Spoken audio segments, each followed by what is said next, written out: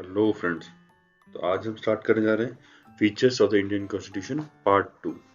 पहले हम लोग 3 फीचर्स डिटेल में पढ़ चुके हैं, तो आज हम पढ़ेंगे fourth feature, that is parliamentary form of government. तो parliamentary form of government and presidential form of government, ये दो तरह की गवर्नमेंट्स होती हैं जो पूरी दुनिया में फॉलो की जाती हैं। प्रेसिडेंशियल का मतलब होता है डिफरेंस या separation of power between the legislature and the executive.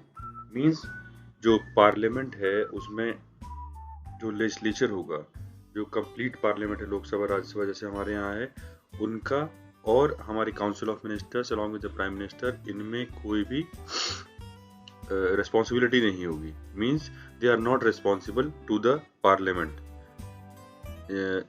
जो प्रेसिडेंशियल फॉर्म ऑफ गवर्नमेंट में होते हैं वो council of ministers as it is रहते हैं, एंड हेड ऑफ उनके हेड जो रहते हैं, जैसे हमारे इंडिया में प्राइम मिनिस्टर रहते हैं वैसे वहाँ प्रेसिडेंट होते हैं, जैसे कि यूएस में है। They are not responsible to the legislature. But parliamentary form of government में क्या होता है, काउंसिल ऑफ मिनिस्टर्स या फिर executive are responsible to the legislature. तो India has adopted the Westminster system. Westminster क्या है, एक जगह है यूनाइटेड किंगडम में, इसीलिए इसको वेस्टमिंस्टर मॉडल भी कहा गया है। ये एक डेमोक्रेटिक पार्लियामेंट्री सिस्टम है जिसमें कि executive is responsible to the parliament. And जैसे कि पहले ही बताया था मैंने, Westminster system get its name from the area in central London where the parliament of UK is located. India ने ये वेस्टमिंस्टर सिस्टम अडॉप्ट किया है।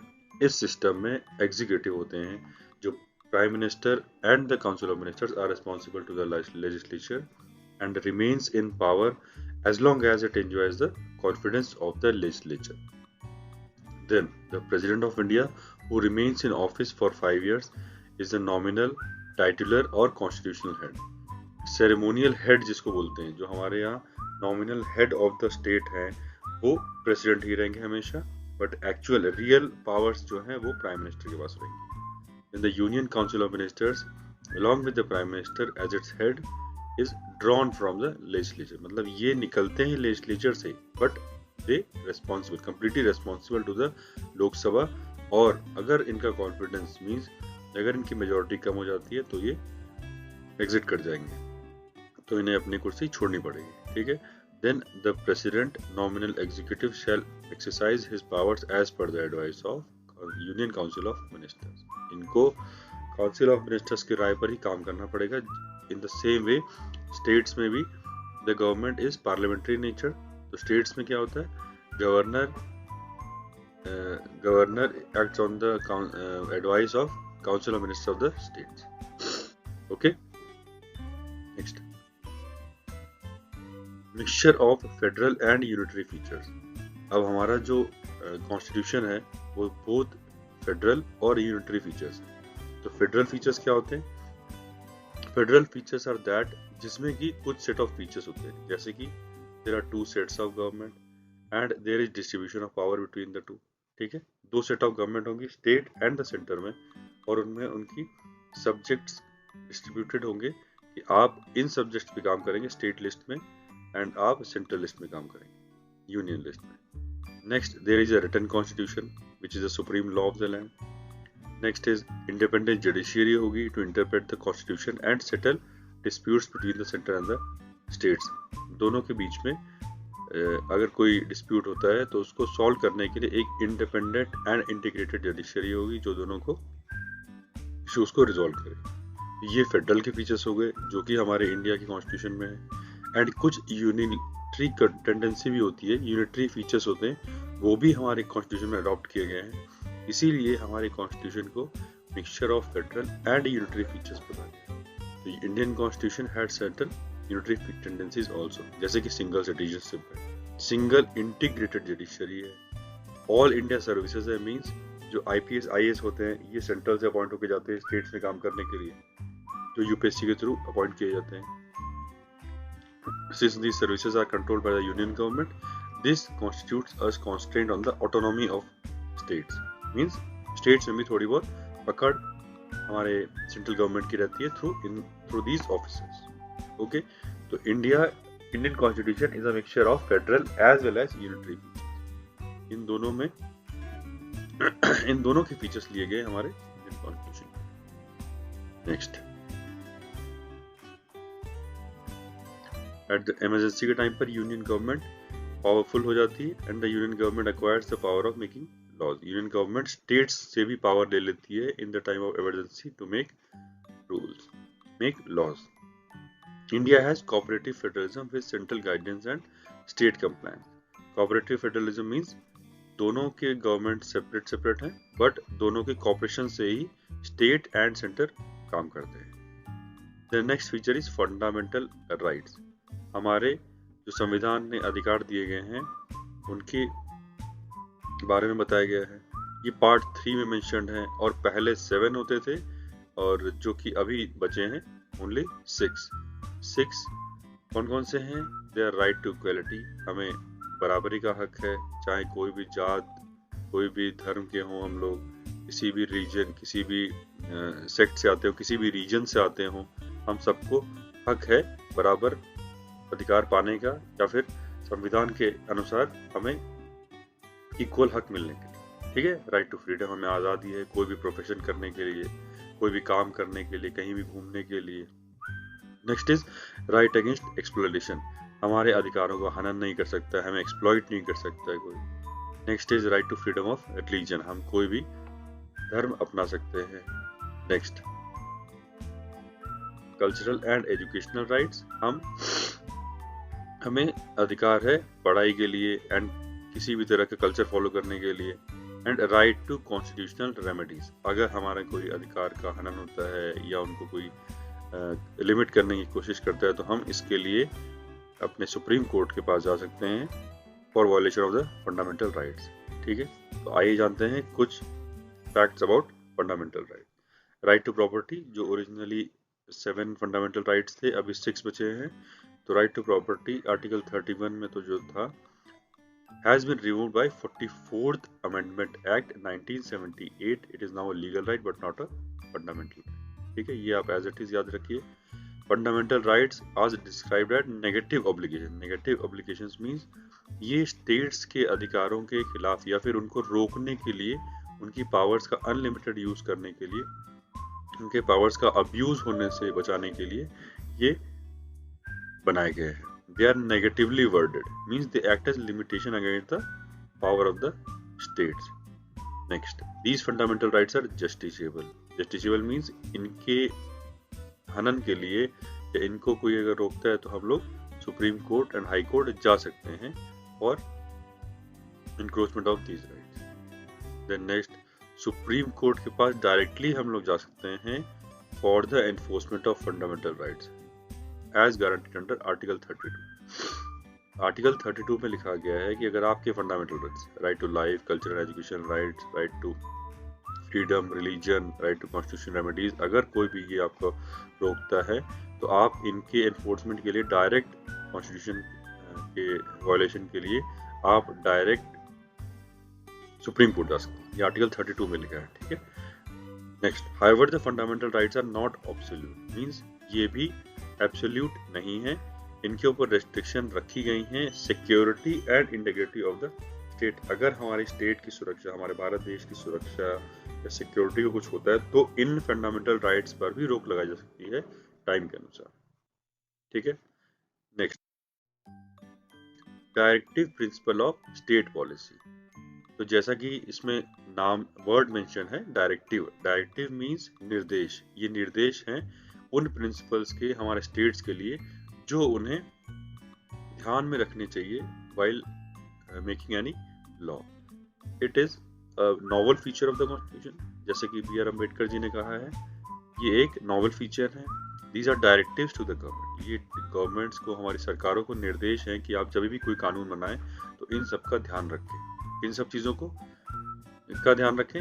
ये जो नीचे मेंशन्ड है, जैसे कि एडिक्वेट मीन्स टू लाइवलीहुड, उनको रहने का, उनकी जिंदगी गुजर करने के लिए एडिक्वेट साधन हो, इक्वल पे मिले मैन एंड वुमेन को, डिस्ट्रीब्यूशन ऑफ वेल्थ बराबर हो सबके भलाई के लिए, सबको एजुकेशन मिले, free and compulsory education, right to work, सबको काम करने का अधिकार हो, पब्लिक असिस्टेंस, ओल्ड एज के टाइम पर उनको सहायता मिले, अनएम्प्लॉयमेंट से बचाया जाए, इनको रोजगार दिया जाए, उनकी बीमारी में हेल्प की जाए, डिसेबलमेंट में, मतलब उनके अगर दिव्यांग हो जाते हैं तो फिर उनको मदद की जाए, विलेज पंचायत को उसको ऑर्गेनाइज किया जाए, special care to economically backward sections of the people. इन सब को ध्यान रखकर ही कोई कानून बनाना चाहिए। और ये सब कानून किस लिए मदद करते हैं कि हमारे भारत देश को एक वेलफेयर स्टेट बनाने में।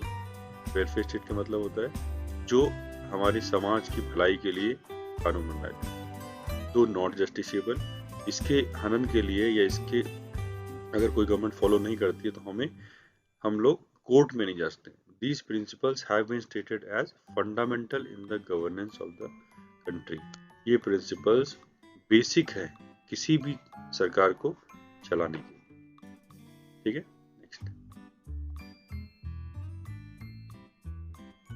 अब हमारे कॉन्स्टिट्यूशन में फंडामेंटल ड्यूटीज भी दी गई है कि अगर आपको कुछ अधिकार दिए गए हैं तो आपकी कुछ जिम्मेदारियां भी हैं जो आपको देश के लिए काम करने के लिए, सोचने के लिए मजबूर करती है। इनका काम क्या होता है, दैट राइट्स तो जो इंसान सिटीजन्स को मिलते हैं, they should also perform their duties. अपने अधिकारों को भी ध्यान रखना चाहिए, जैसे कि हमें यूनिटी एंड इंटीग्रिटी हमारे देश की बराबर बना के रखनी है, हमारे देश के झंडे को रिस्पेक्ट करना है, हमारे देश की एकता को बचा कर रखना है, हमारे देश में एक दूसरे के भाईचारे के साथ रहना है। ये सब ड्यूटीज हैं हमारी। ठीक है, तो next, secular state. Secular state means सारे धर्मों का बराबरी का अधिकार। हमारा जो भारत है वो निदर रिलीजियस, सेक्युलर स्टेट कौन सा होता है, जो रिलीजियस भी नहीं होता है और नॉन रिलीजियस भी नहीं होता है, या एंटी रिलीजियस भी नहीं होता है, रादर ये न्यूट्रल होता है। India is a land of many religion. India में बहुत सारे धर्म हैं और इनको बराबरी का अधिकार देने के लिए एक सेक्युलर स्टेट का दर्जा मिला है हमारे भारत। हमें ऐसा इसलिए कहा जाता है एक secular state because it makes no discrimination between individuals on the basis of religion.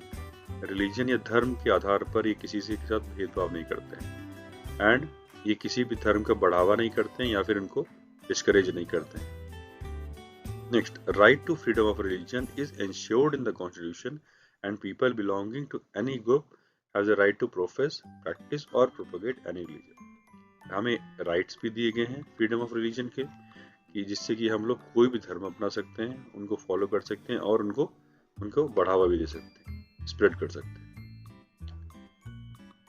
Next, independent, impartial and integrated judiciary. हमारे संविधान ने एक इंडिपेंडेंट, एक इम्पार्शियल और एक इंटीग्रेटेड। इंटीग्रेटेड का मतलब है एक सिंगल, जैसे कि स्टेट में सेशंस कोर्ट, डिस्ट्रिक्ट कोर्ट ये सब होते हैं, हाई कोर्ट होते हैं, उसके ऊपर अगर आपको न्याय नहीं मिला तो आप सुप्रीम कोर्ट जा सकते हैं। तो ये एक हायरार्की है, तो ये इंटीग्रेटेड जुडिशरी है जिसके सबसे टॉप पर सुप्रीम कोर्ट है। ठीक है, next is single citizenship. But जैसे कि यूएसए में होता है, स्टेट्स की सिटीजनशिप अलग है एंड सेंट्रल की सिटीजनशिप अलग है, लेकिन वैसा फॉलो नहीं किया गया है। डुअल सिटीजनशिप फॉलो नहीं किया गया इंडिया में। हम लोग इंडिया के सिटीजन्स हैं। ये प्रमोट करता है, एक सिंगल सिटीजनशिप से क्या होता है, unity and integrity of the nation and promotes fraternity among people of different religion. एकता के लिए ये बहुत कारगर सिद्ध हो रहे हैं, जिससे कि सिटीजनशिप की वजह से अगर दो सिटीजनशिप हो तो हम लोग को अलग अलग लगे। हमारे देश में ही दो अलग अलग सिटीजनशिप होने से हमारे देश के नागरिकों में एकता, और ये नहीं लगेगा कि हम लोग एक ही देश के नागरिक। Next feature is universal adult franchise. Article 326 में लिखा गया है कि जो भी सिटीजन्स 18 ईयर्स के ऊपर हैं, irrespective of the religion, caste, race, sex and colour, are entitled to cast vote and participate in the election process. उनको वोट देने का अधिकार है और इलेक्शन प्रोसेस में पार्टिसिपेट करने का भी अधिकार है, इररेस्पेक्टिव ऑफ द रिलीजन। ये किसमें लिखा गया है, आर्टिकल 326 में। ठीक है, next is emergency power. Emergency powers are introduced in the Indian constitution so that entire nation can tackle any emergency situation. अगर हमारे यहाँ कोई विदेश से आर्म्ड रेबेलियन हमारे देश के अंदर, या फिर एक्सटर्नल एग्रेशन, या बाहर से कोई अटैक करे, या फिर फाइनेंशियल स्थिति ऐसी हो जाए तो हमारा देश एकजुटता के साथ काम करे, इसके लिए इमरजेंसी बनाई गई है कि इस टाइम पर हमारा पूरा देश एक सेंट्रलाइज एक होके काम करे। इमरजेंसी पावर प्रेसिडेंट के हाथों में होते हैं और 3 तरह की इमरजेंसी होती है। नेशनल इमरजेंसी जो कि आर्टिकल 352 में लिखा गया है, स्टेट इमरजेंसी जो 356 में लिखा गया है, एंड फाइनेंशियल इमरजेंसी जो आर्टिकल 360 में लिखा है। Next, separation of powers. इसका मतलब है सबको अपने अपने अधिकार दिए गए हैं। लेजिस्लेचर को अपना अधिकार, एग्जीक्यूटिव को अपना अधिकार एंड जुडिशरी को अपना अधिकार दिया गया है। ये इसलिए दिए गए हैं कि कभी भी अगर पावर किसी भी एक इंसान या एक एंटिटी के अंडर आती है तो वो इनका मिसयूज कर सकता है। ठीक है, separation of powers is a way of reducing the amount of power at any particular groups hand. किसी भी एक के हाथ में पावर आने से ये बचाता है। इसमें क्या होता है, state power is not a single entity but a composite of legislature, executive and judiciary. इन सबसे मिलके स्टेट बना है। लेजिस्लेचर लॉज को इनैक्ट करता है, एग्जीक्यूटिव उनको इन्फोर्स करता है एंड जुडिशरी इनको इंटरप्रेट करता है कि ये सही है या फिर गलत। इंडिया ने इसीलिए doctrine of checks and balances adopt किया है along with the separation of powers। means separation of powers तो है ही हैं, अपने अपने अधिकार तो सब लोग, सारी एंटिटी, सारी ऑर्गेनाइजेशंस कर ही रही हैं, बट एक दूसरे के ऊपर चेक्स एंड बैलेंसेस करने के लिए भी ये जरूरी है। जैसे कि लेजिस्लेचर कोई काम करे, उनको जुडिशरी इंटरप्रेट कर सकता है। कोई भी कानून बनाए तो जुडिशरी उनको चेक कर सकता है कि ये सही है या गलत, एंड ऑल्सो मिसयूज नहीं कर रहा है कोई आइडेंटिटी। कोई भी लेजिस्लेचर कोई भी ऐसा कानून नहीं बना रहा है जिससे कि लोगों का नुकसान हो रहा है। ठीक है, thus even acting in ambit of their own power, overlapping कुछ पावर्स की होती है। नेक्स्ट, इंडिपेंडेंट बॉडीज भी बनाई गई हैं, जैसे कि election commission, controller and auditor general audit करने के लिए, एंड यूपीएससी जो हमारे IAS IPS को अपॉइंट करता है। इनको कॉन्स्टिट्यूशन के द्वारा कुछ विशेष अधिकार दिए गए हैं। ठीक है, नेक्स्ट, 3 टियर्स ऑफ गवर्नमेंट रखे गए हैं। पहले कॉन्स्टिट्यूशन में सिर्फ स्टेट एंड सेंट्रल गवर्नमेंट थी, लेकिन फिर 73rd एंड 74th अमेंडमेंट से 3rd tier of government add किया गया है, जो कि है पंचायत एंड म्यूनिसिपैलिटीज की, जो कि और कहीं भी नहीं है। इसका मतलब है कि पावर जो है वो नीचे ग्राउंड लेवल तक, पंचायत लेवल तक, गांव विलेज लेवल तक पावर दी गई है कि आप अपने विलेज को ज़्यादा अच्छे से समझते हैं, आप उनके लिए काम करिए। विलेज एंड म्यूनिसिपैलिटीज, आप अपने अपने इलाके में, अपने अपने एरिया में डेवलपमेंट का काम करिए, जो कि हमारे कॉन्स्टिट्यूशन में ऐड किया गया 73rd and 74th constitutional amendment के। Okay, next,